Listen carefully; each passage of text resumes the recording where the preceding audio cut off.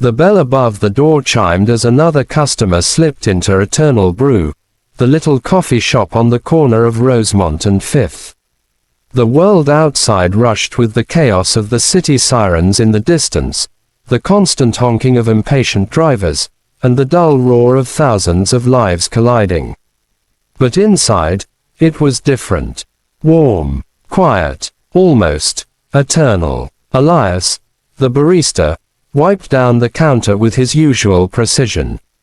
His movements were smooth, almost ritualistic, as if cleaning wasn't just about tidiness but about preparing the space for something sacred. His café was small, with only 6 tables, a row of high stools by the window, and shelves lined with coffee beans from across the world. At least, that's what the labels said. But the truth, these beans weren't entirely from Earth. Few ever noticed Eternal Brew. To most passersby, it looked like an empty storefront, forgotten between a laundromat and a pawn shop. But those who were meant to see it, they always did. They stepped through the door with tired eyes and restless souls, craving something more than caffeine. And Elias would serve them. Today, as the morning rush dwindled, he looked up at the door just in time to see it swing open on its own. A tall man stepped in, shoulders broad, with eyes that shimmered faintly gold under the dim light. Elias smiled, already sensing what this man was. "Rough day?" Elias asked, his voice low, steady, carrying the weight of unspoken understanding. The man chuckled, sitting at the counter. "Rough century." Elias set down a cup without asking for an order. Steam curled from the mug, carrying a scent no mortal nose could quite place, a blend of roasted warmth and something otherworldly, like starlight distilled into liquid. The man's golden eyes softened as he wrapped his hands around the cup. "You always know what I need." Elias shrugged. "It's my job." The man sipped, and for a moment, the weariness on his face melted. His shoulders loosened, the eternal burden lightened. "Elias," the man said after a long pause, "one day, you'll have to tell me how you do it. How you make coffee that tastes like peace." Elias only smiled. He didn't need to explain. After all, how could he say out loud that his beans were harvested from orchards that bloomed in heaven, roasted over flames that never died, brewed with water pulled from wells that angels themselves had blessed? How could he explain that Eternal Brew wasn't just a coffee shop, but a sanctuary for beings who walked between realms? The barista poured another cup, his eyes flicking to the door as he felt the faint hum of celestial presence. Someone else was coming, someone who didn't belong to this world at all. The next customer to walk in was a woman ordinary in appearance, with a dark coat and hair tied into a loose bun. But Elias caught it instantly.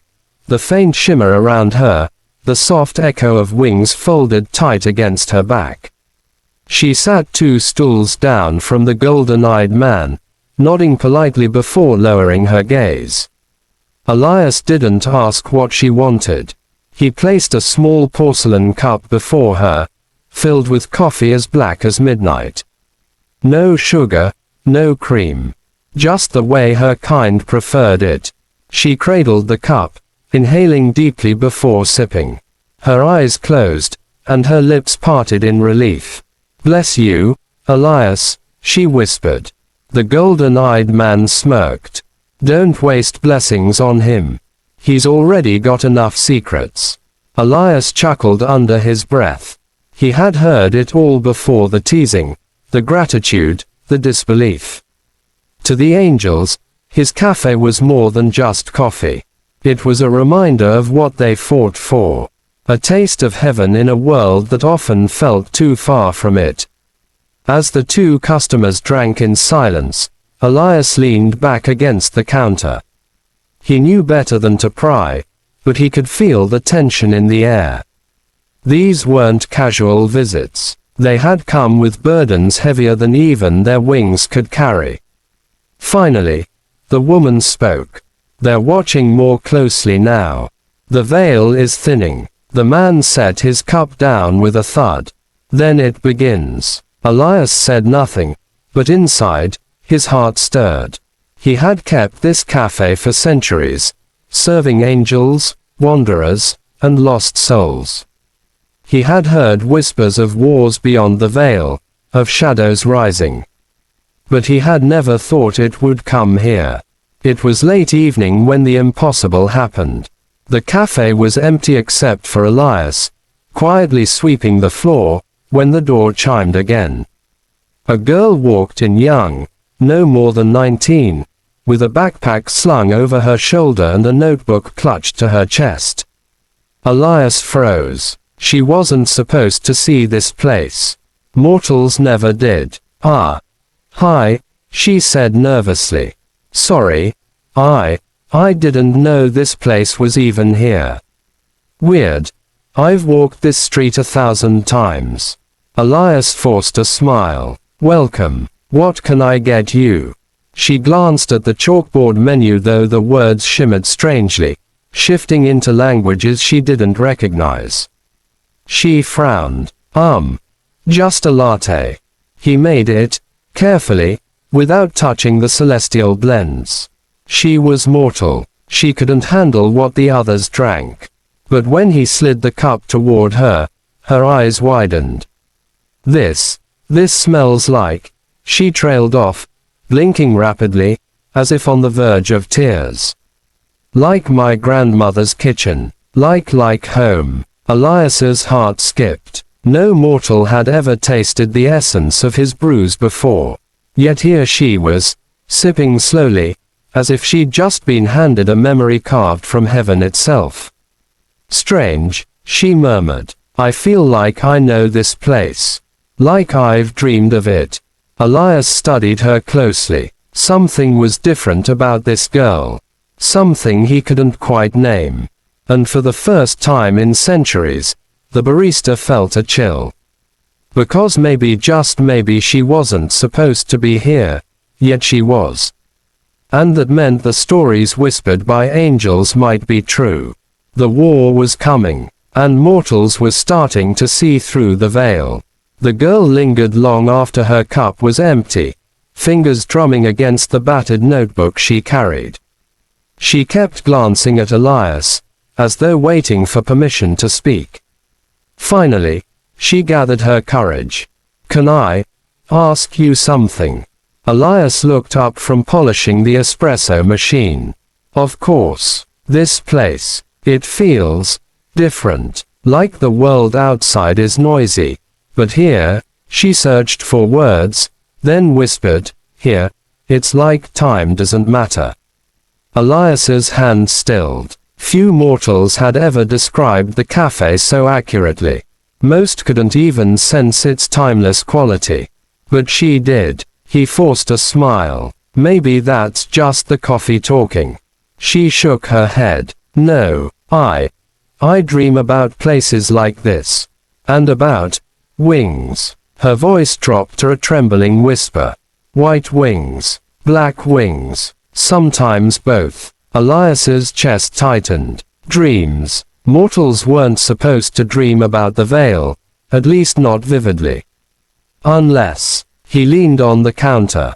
What's your name? Clara. Her name hung in the air like a secret spell. Elias nodded slowly, studying her. She was trembling, but not from fear, from recognition, as though some part of her already knew. Before he could reply, the door chimed. Elias straightened instantly. The golden-eyed man from that morning entered again, his presence filling the room with a subtle radiance.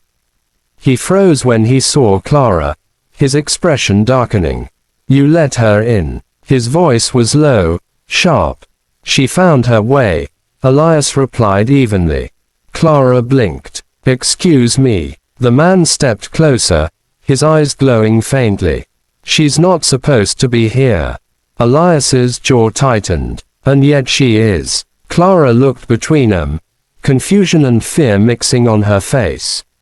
What are you two talking about? The man ignored her, focusing on Elias. You know what this means. If mortals are slipping through, the veil is weaker than we thought. Elias exhaled slowly. He had feared this. The veil, the invisible barrier between the mortal realm and the celestial, was thinning faster than any angel had warned. Clara clutched her notebook tighter, her eyes narrowing. No, I'm not crazy. I knew this place was real. I'm not supposed to see it, am I? The golden-eyed man turned to her, his gaze piercing. No, you're not. But Elias raised a hand. Enough. The air grew heavy, humming faintly with power. Even Clara felt it, though she didn't understand. She stays, Elias said firmly. The man's jaw clenched. Do you know what you're risking? Elias looked at Clara. She was shaking, but her eyes held a strange steadiness. There was courage there, hidden beneath her fear. She was meant to find us, Elias murmured. And if the legends are true, she may be the reason the veil is thinning at all. The man stared at him in silence, then finally turned away, muttering under his breath. This will not end well. Clara sat frozen, her latte cup trembling in her hands. Please, she whispered. Someone tell me what's going on. Who are you people? Elias sighed. He had spent centuries hiding truths from mortals. But tonight, under the gaze of a girl who had wandered through the impossible, he knew the time for silence was ending. He leaned across the counter, his voice low and steady. Clara, you're drinking coffee in a shop that only angels can find.